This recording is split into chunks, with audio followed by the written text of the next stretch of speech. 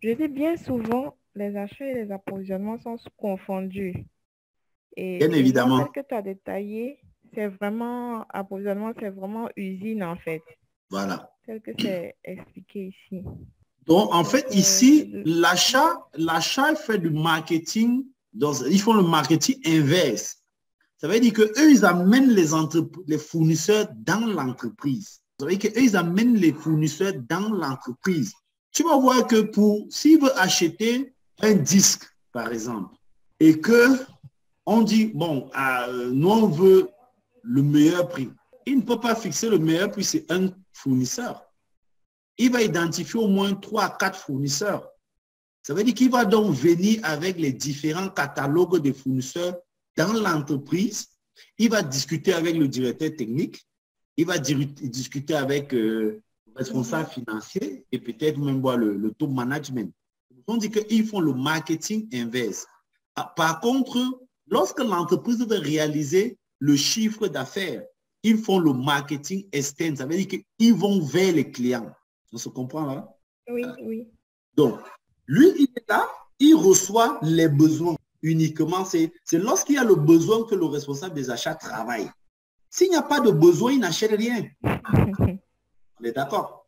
C'est vrai, oui. Voilà. Donc, tu vois que si au niveau des approvisionnements, là, on ne lui exprime aucun besoin, lui, il va s'asseoir au bureau, il va gratter ses doigts. Maintenant, c'est parce que le département approvisionnement commercial, maintenant, on va mettre le volet directionnel, exprime des besoins, que lui, il va donc chercher tous ces besoins pour satisfaire les clients internes, pour satisfaire la maintenance, la production, le magasin, le commercial, la comptabilité, les finances, la direction, même l'infirmerie.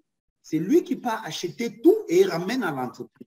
C'est un peu ça le rôle d'un acheteur. C'est un peu comme quand maman part au marché là. Elle pas fait les achats, non? Voilà, donc c'est elle qui ramène la marchandise à la maison. Et maintenant, quand elle ramène donc la marchandise à la maison, nous les enfants commencent à dire, maman, tu nous as gardé la sucette, maman, tu nous as gardé le bonbon.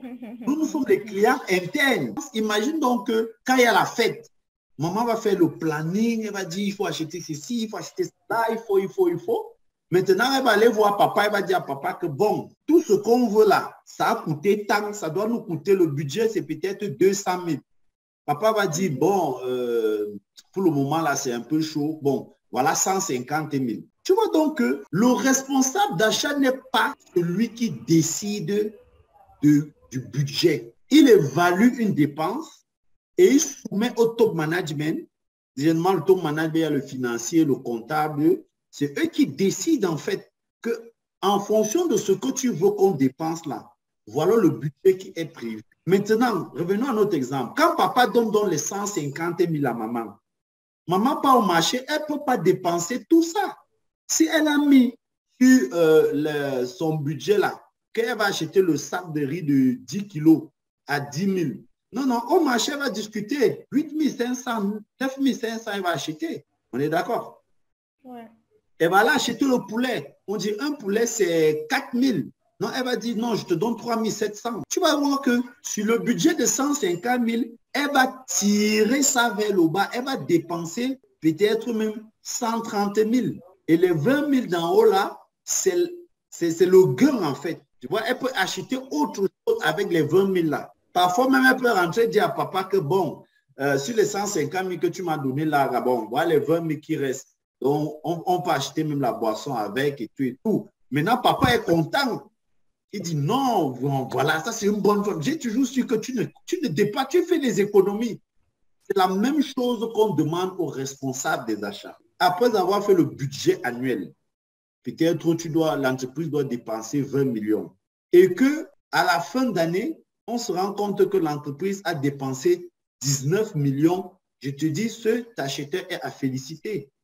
Parce qu'il fait gagner à l'entreprise 1 million. Et voilà le gros travail qu'on attend du responsable des achats, en fait. Donc, tu vois donc que voilà la responsabilité de ce monsieur. Il a énormément de choses. Il doit travailler avec les fournisseurs, il doit travailler avec les prestataires logistiques, douane, transit. Il doit travailler avec les prestataires de transport. S'il fait l'importation, on a les différents types modes de transport maritime, aérien, ferroviaire et terrestre, c'est lui qui doit s'arranger à négocier avec eux pour avoir des meilleurs prix, des meilleurs délais et un service de qualité. Maintenant, quand il a donc fait tout ce gros boulot-là, il va donc venir mettre ça à la disposition du responsable des approvisionnements. Le responsable des approvisionnements est celui-là qui évalue les différents niveaux de stock pour pouvoir satisfaire tous les clients internes. Ça veut dire quoi? Ça veut tout simplement dire que le responsable approvisionnement fait l'analyse des consommations mensuelles annuelles. Ça veut dire qu'il sait que les fournitures de bureau, il connaît le nombre de bics qu'on utilise par mois, le nombre de bics qu'on utilise par an. Il connaît la consommation au niveau de la maintenance. Si vous utilisez l'huile vérin, le carburant, il connaît la quantité mensuelle qu'on utilise, il connaît la quantité annuelle, généralement ce qu'on appelle le stock max. Il connaît. Ce qui fait en sorte que c'est ces informations qu'il va donc communiquer au niveau du magasin. De telle sorte que lorsque le magasinier fait le déstockage, il a un niveau d'alerte. Ça veut dire que dès qu'il atteint la quantité où il y a l'alerte, il passe la commande. C'est le responsable des approvisionnements qui définit ces niveaux de stock. Que ce soit les fournitures de bureau, les pièces de rechange, les produits finis, les matières premières. C'est le responsable des approvisionnements qui définit tout cela. Quand il a défini tout cela, maintenant, il détermine les niveaux de stock avec les stocks d'alerte, les stocks minimum, les stocks de sécurité, les stocks avant commande, les stocks max. Donc, quand il a défini tout ça, maintenant, il a le plein contrôle. Donc, ça veut dire que produit fini, le stock d'alerte, on passe la commande. Matière première, quand ça atteint le stock d'alerte, on passe la commande. Fourniture de bureau, pièces de rechange, et ainsi de suite. Comme ça, donc, c'est donc le stock d'alerte, donc bien l'alerte qui atteint donc, est l'émission de besoin qu'on transfère donc directement au responsable des achats. Donc, dans ce secteur-ci, c'est le côté fonctionnel de l'entreprise, c'est l'ossature de l'entreprise qui permet de transformer, si on est dans une industrie, de transformer la matière première achetée pour obtenir le produit fini qui est ce qu'on vend aux clients. Maintenant, quand l'entreprise a donc transformé le produit, la matière première en produit fini, maintenant, il faut le vendre. C'est donc d'où le volet commercial.